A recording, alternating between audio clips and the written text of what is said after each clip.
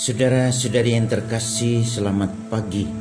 Mari kita awali permenungan kita pagi ini, Selasa 2 Juni 2020, Pekan Biasa ke-9, dengan tanda kemenangan Kristus, dalam nama Bapa dan Putra dan Roh Kudus. Amin. Tema renungan kita pagi ini adalah dua sisi. Markus pasal 12 ayat 13 sampai dengan 17. Hidup kita selalu berada dalam dua sisi yang berbeda. Hak, kewajiban, terang gelap, hitam putih, duniawi surgawi, ilahi insani, dan lain-lain. Sesungguhnya dua sisi ini saling melengkapi dan menyatu dalam diri kita agar tidak pincang. Kecenderungan kita pasti selalu mau menyeimbangkan kedua sisi itu sedemikian rupa supaya ada kegembiraan dan sukacita. Tetapi bagi mereka yang sungguh-sungguh hidup untuk Tuhan, pasti selalu mengunggulkan sisi ilahinya meskipun dia harus menderita secara fisik. Hari ini Yesus dimintai tanggapannya, atau lebih tepat dicobai oleh orang-orang Yahudi tentang kewajiban seorang warga negara. Bolehkah kita membayar pajak kepada kaisar atau tidak? Tanya mereka kepada Yesus. Markus pasal 12 ayat 14c. Inilah cara mereka mencari kesalahan Yesus. Jika jawabannya menjadi indikasi bahwa dia adalah warga negara yang membangkang. Membayar pajak adalah kewajiban warga negara untuk ikut terlibat dalam pembangunan bangsanya.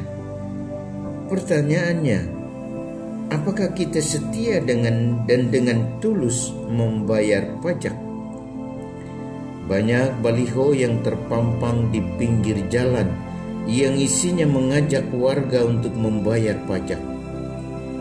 Hal ini tentu secara tersirat mau mengatakan bahwa banyak warga negara yang belum sadar akan kewajibannya. Sebaliknya, banyak orang pintar yang dengan macam-macam cara berusaha untuk menghindari pajak atau mengurangi jumlah kewajibannya itu. Bahkan ada juga praktek korupsi yang menyertai kewajiban ini. Namun apapun situasinya, melaksanakan kewajiban adalah cara kita bertumbuh sebagai anak-anak Tuhan dan anak-anak bangsa.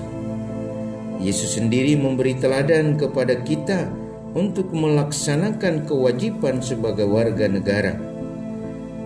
Karena itu, menuntut hak tanpa melaksanakan kewajiban sama seperti bocornya roda mobil kehidupan kita. Kita kehilangan keseimbangan untuk berjalan dan tidak bisa melaju dengan mulus. Mari kita belajar dari cara Yesus menempatkan posisinya sebagai warga bangsa Yahudi. Berikanlah kepada kaisar apa yang menjadi hak kaisar, dan kepada Allah apa yang menjadi hak Allah. Markus pasal 12 ayat 17.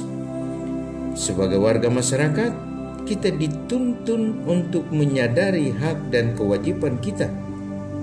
Dan sebagai anak-anak Tuhan, kita pun dituntun untuk menjadikan kasih sebagai dasar keseimbangan antara hak dan kewajiban itu. Tanpa kasih, kita akan kehilangan keseimbangan. Salam Cornovum, hati baru.